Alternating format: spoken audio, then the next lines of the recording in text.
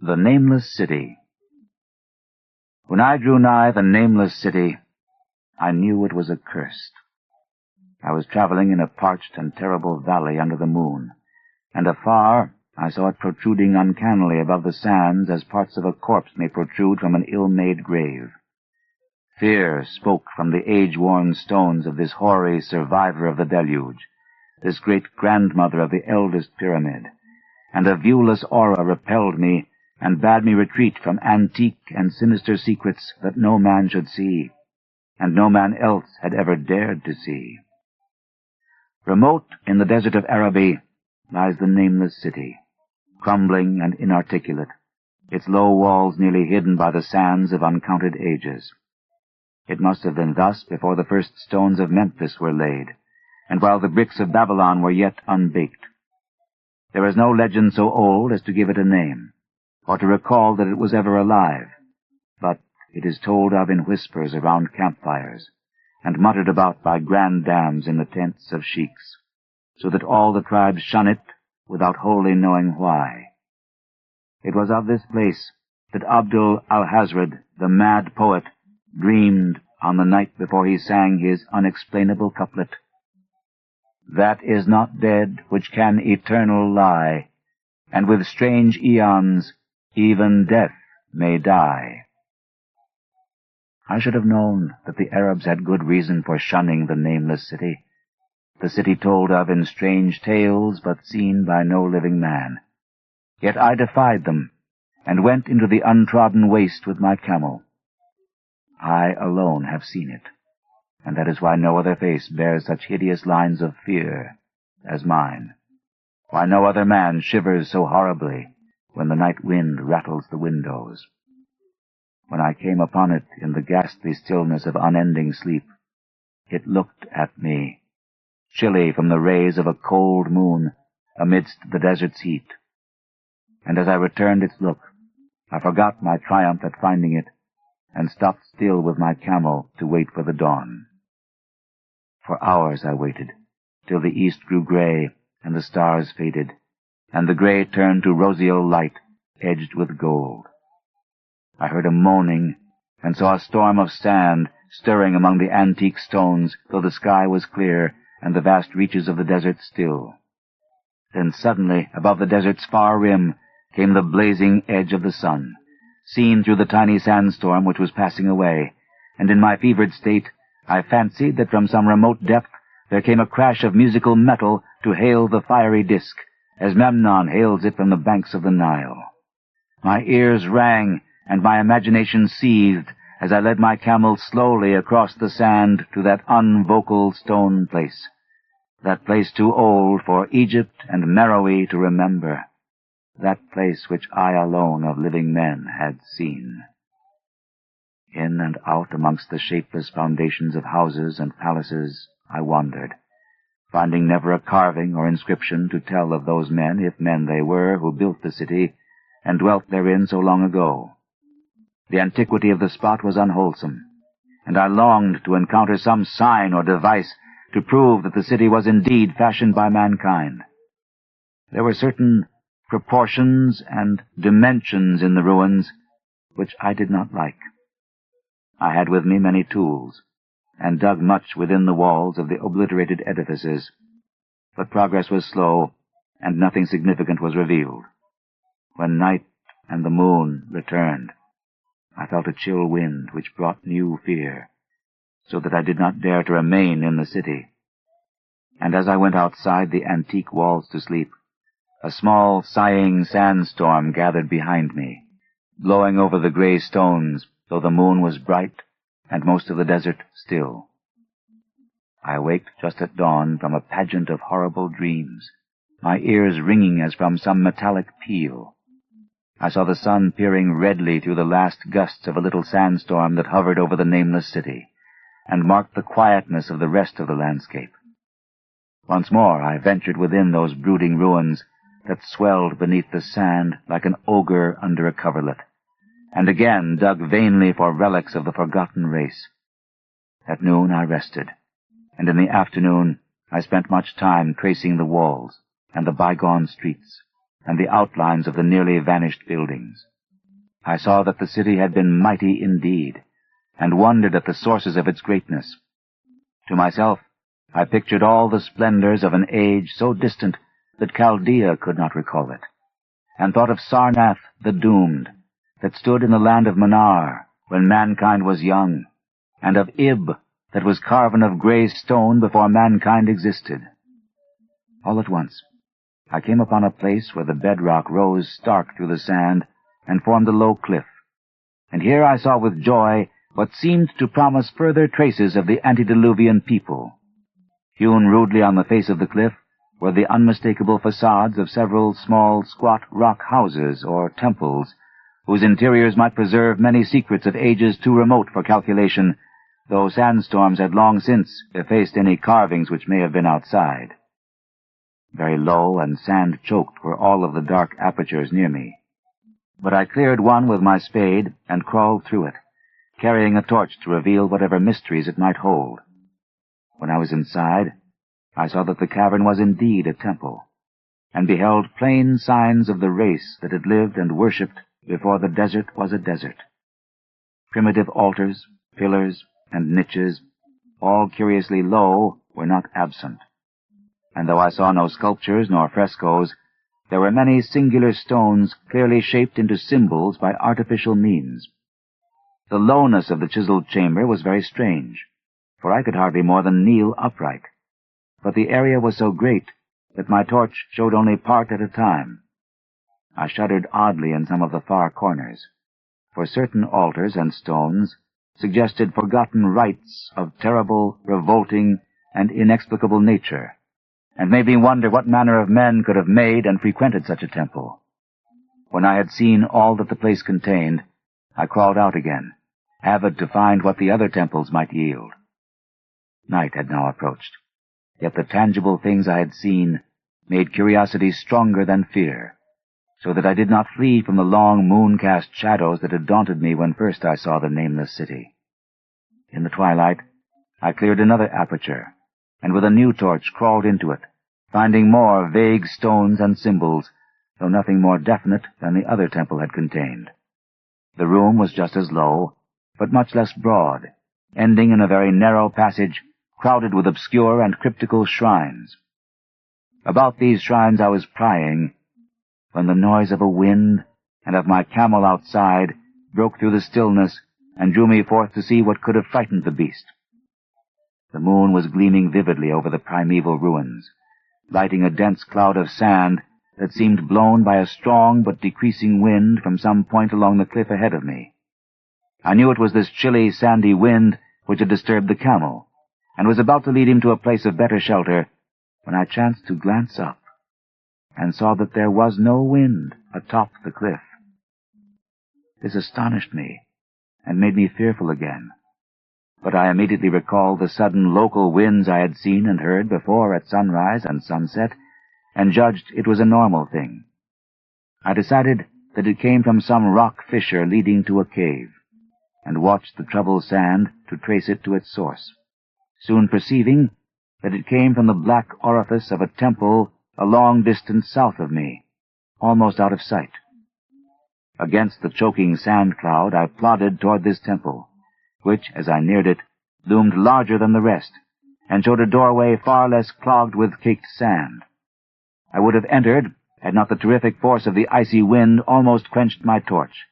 It poured madly out of the dark door, sighing uncannily as it ruffled the sand and spread about the weird ruins.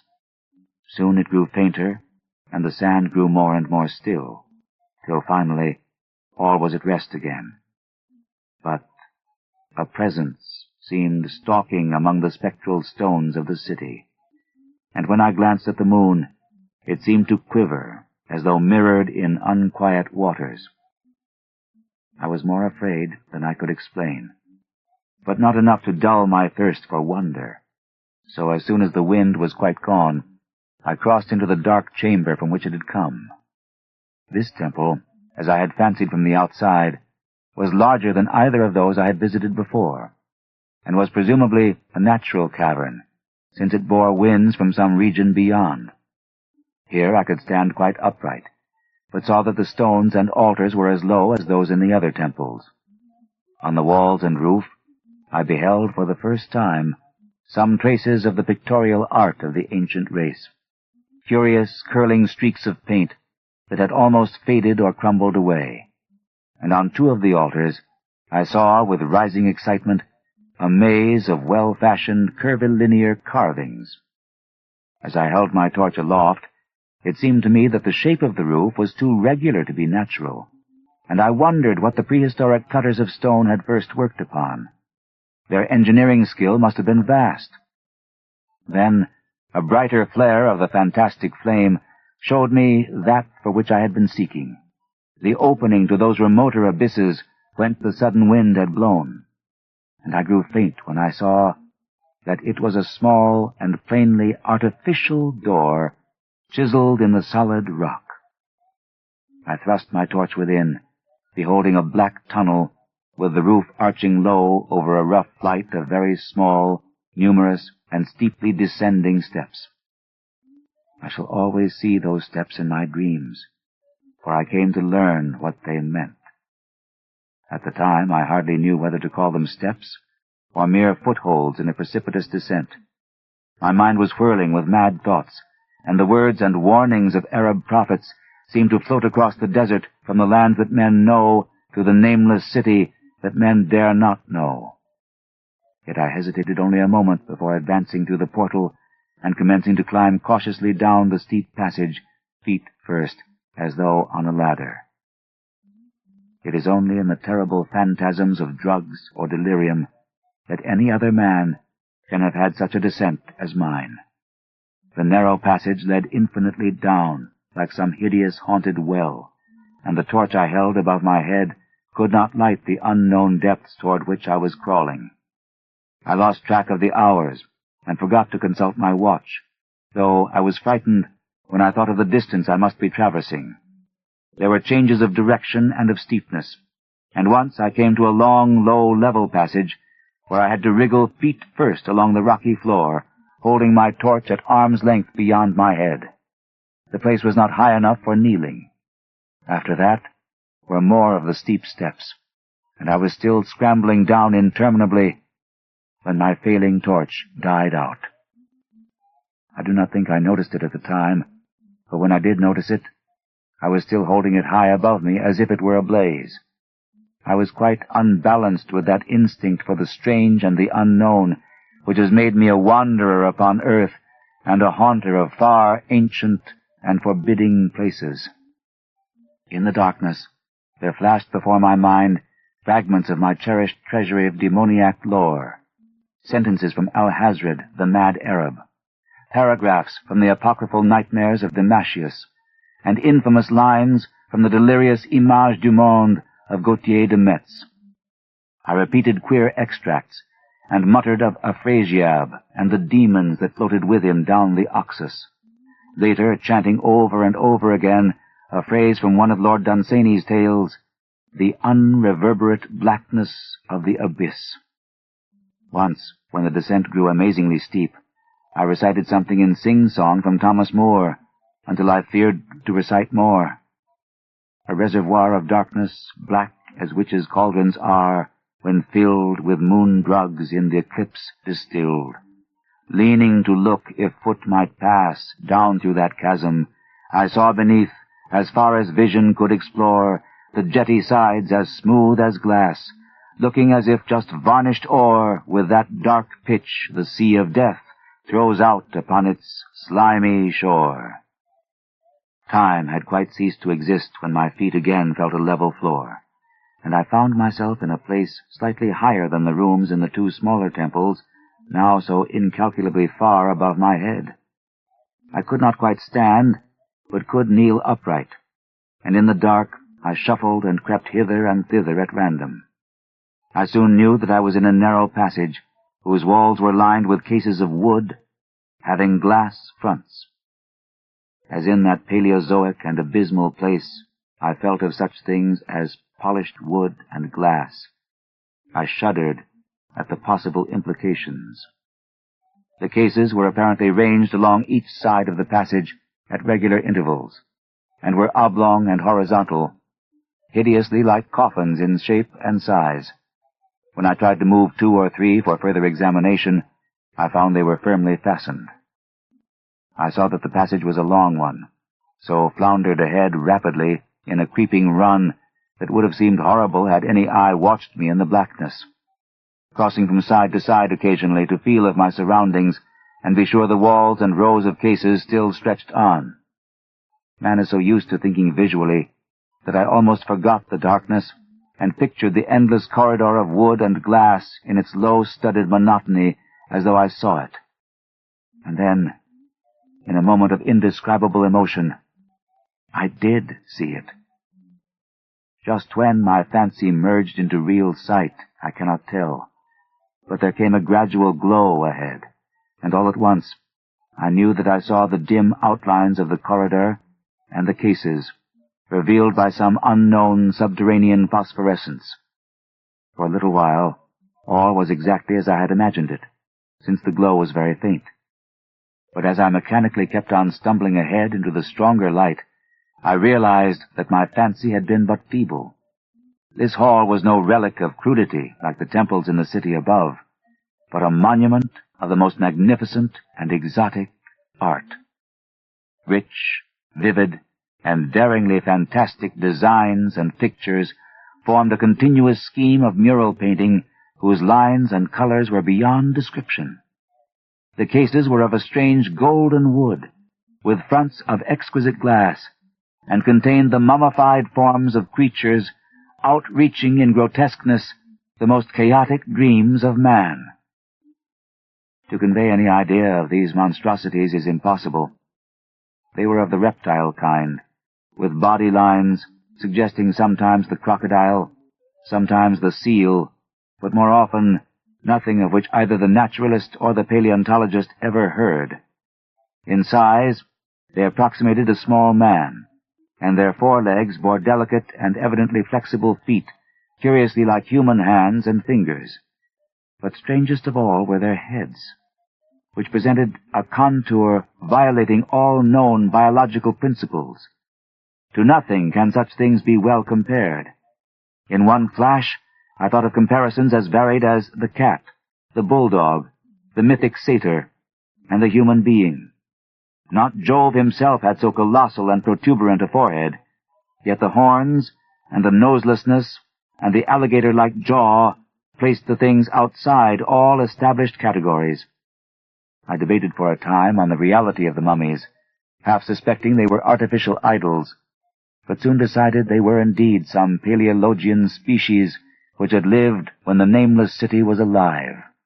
To crown their grotesqueness, most of them were gorgeously enrobed in the costliest of fabrics, and lavishly laden with ornaments of gold, jewels, and unknown shining metals.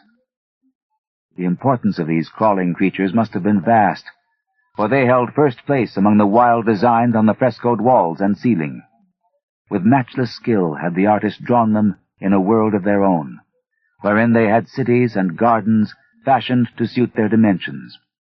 And I could not but think that their pictured history was allegorical, perhaps showing the progress of the race that worshipped them. These creatures, I said to myself, were to the men of the Nameless City what the she-wolf was to Rome, or some totem beast is to a tribe of Indians. Holding this view, I thought I could trace roughly a wonderful epic of the Nameless City, the tale of a mighty seacoast metropolis that ruled the world before Africa rose out of the waves, and of its struggles as the sea shrank away, and the desert crept into the fertile valley that held it. I saw its wars and triumphs, its troubles and defeats, and afterward its terrible fight against the desert, when thousands of its people, here represented in allegory by the grotesque reptiles, were driven to chisel their way down through the rocks in some marvelous manner to another world whereof their prophets had told them. It was all vividly weird and realistic, and its connection with the awesome descent I had made was unmistakable. I even recognized the passages. As I crept along the corridor toward the brighter light, I saw later stages of the painted epic, the leave-taking of the race that had dwelt in the Nameless City and the valley around for 10 million years, the race whose souls shrank from quitting scenes their bodies had known so long, where they had settled as nomads in the earth's youth, hewing in the virgin rock those primal shrines at which they never ceased to worship. Now that the light was better, I studied the pictures more closely, and remembering that the strange reptiles must represent the unknown men, pondered upon the customs of the Nameless City. Many things were peculiar and inexplicable. The civilization, which included a written alphabet, had seemingly risen to a higher order than those immeasurably later civilizations of Egypt and Chaldea. Yet there were curious omissions. I could, for example, find no pictures to represent deaths or funeral customs, save such as were related to wars, violence, and plagues. And I wondered at the reticence shown concerning natural death. It was as though an ideal of earthly immortality had been fostered as a cheering illusion. Still nearer the end of the passage were painted scenes of the utmost picturesqueness and extravagance, contrasted views of the Nameless City in its desertion and growing ruin, and of the strange new realm or paradise to which the race had hewed its way through the stone. In these views, the city and the desert valley were shown always by moonlight, a golden nimbus hovering over the fallen walls and half revealing the splendid perfection of former times, shown spectrally and elusively by the artist. The paradisal scenes were almost too extravagant to be believed, portraying a hidden world of eternal day, filled with glorious cities and ethereal hills and valleys. At the very last, I thought I saw signs of an artistic anticlimax. The paintings were less skillful, and much more bizarre than even the wildest of the earlier scenes. They seemed to record a slow decadence of the ancient stock, coupled with a growing ferocity toward the outside world from which it was driven by the desert. The forms of the people, always represented by the sacred reptiles, appeared to be gradually wasting away, though their spirit, as shown hovering about the ruins by moonlight, gained in proportion. Emaciated priests, displayed as reptiles in ornate robes, cursed the upper air and all who breathed it. And one terrible final scene showed a primitive-looking man, perhaps a pioneer of ancient Irem, the city of pillars, torn to pieces by members of the elder race. I remembered how the Arabs fear the Nameless City, and was glad that beyond this place the gray walls and ceiling were bare. As I viewed the pageant of mural history, I had approached very closely the end of the low-ceilinged hall, and was aware of a great gate, through which came all of the illuminating phosphorescence. Creeping up to it, I cried aloud in transcendent amazement at what lay beyond. For instead of other and brighter chambers, there was only an illimitable void of uniform radiance, such as one might fancy when gazing down from the peak of Mount Everest upon a sea of sunlit mist.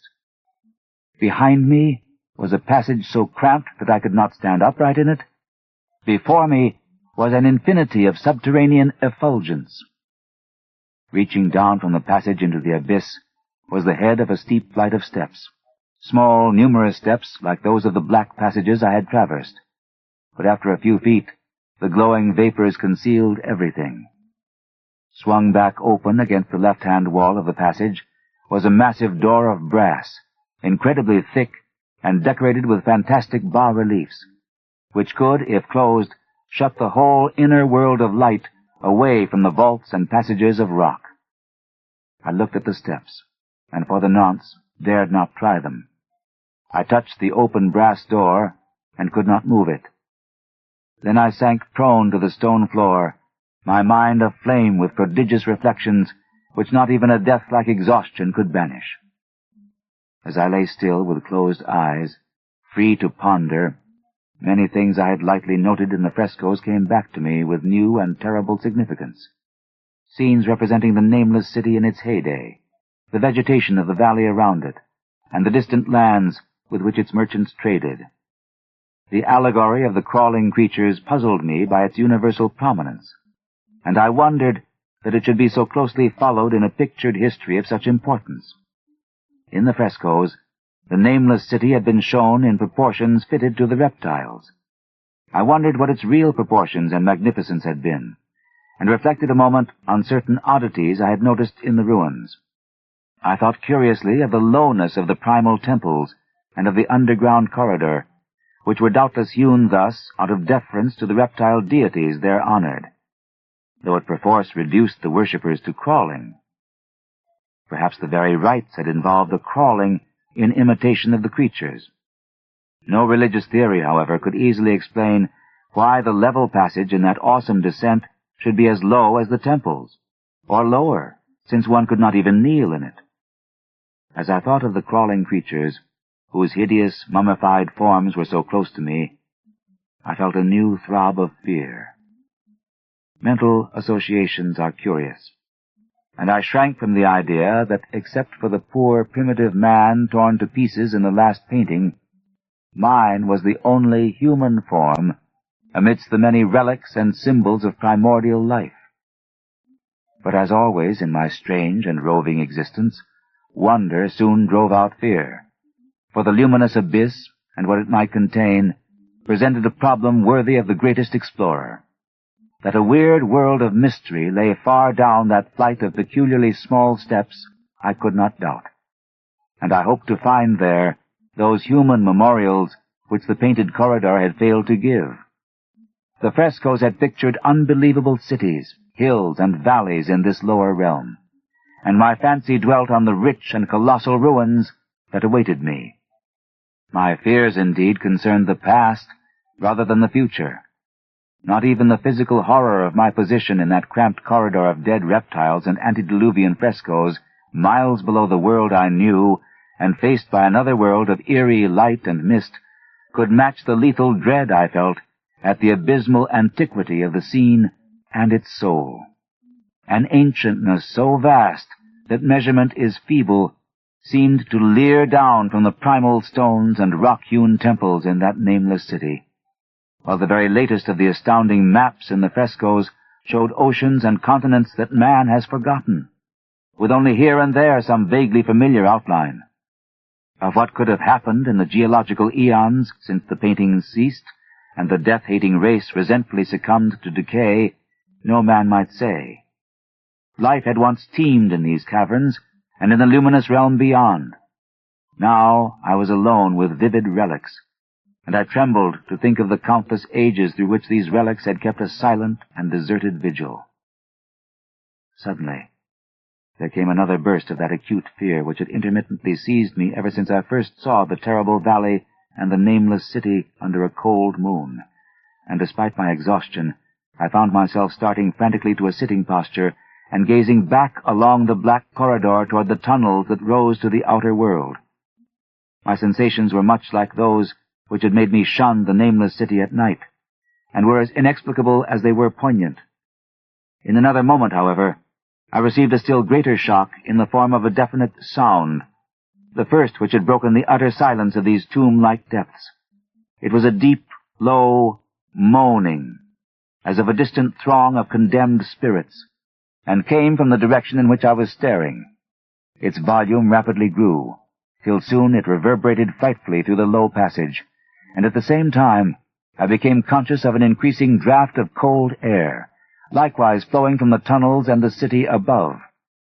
The touch of this air seemed to restore my balance, for I instantly recalled the sudden gusts which had risen around the mouth of the abyss each sunset and sunrise, one of which had indeed served to reveal the hidden tunnels to me. I looked at my watch, and saw that sunrise was near, so braced myself to resist the gale which was sweeping down to its cavern home as it had swept forth at evening. My fear again waned low, since a natural phenomenon tends to dispel broodings over the unknown. More and more madly poured the shrieking, moaning night wind into that gulf of the inner earth. I dropped prone again, and clutched vainly at the floor for fear of being swept bodily through the open gate into the phosphorescent abyss. Such fury I had not expected, and as I grew aware of an actual slipping of my form toward the abyss, I was beset by 1,000 new terrors of apprehension and imagination. The malignancy of the blast awakened incredible fancies. Once more I compared myself shudderingly to the only other human image in that frightful corridor, the man who was torn to pieces by the nameless race, for in the fiendish clawing of the swirling currents there seemed to abide a vindictive rage all the stronger because it was largely impotent. I think I screamed frantically near the last. I was almost mad, but if I did so, my cries were lost in the hell-born babel of the howling wind-wraiths. I tried to crawl against the murderous invisible torrent, but I could not even hold my own as I was pushed slowly and inexorably toward the unknown world. Finally, reason must have wholly snapped, for I fell to babbling over and over that unexplainable couplet of the mad Arab Alhazred, who dreamed of the nameless city. That is not dead which can eternal lie, and with strange eons even death may die. Only the grim, brooding desert gods know what really took place, what indescribable struggles and scrambles in the dark I endured, or what Abaddon guided me back to life, for I must always remember and shiver in the night wind till oblivion or worse claims me. Monstrous, unnatural, colossal was the thing, too far beyond all the ideas of man to be believed, except in the silent, damnable small hours when one cannot sleep. I have said that the fury of the rushing blast was infernal, cacodemoniacal, and that its voices were hideous with the pent-up viciousness of desolate eternities.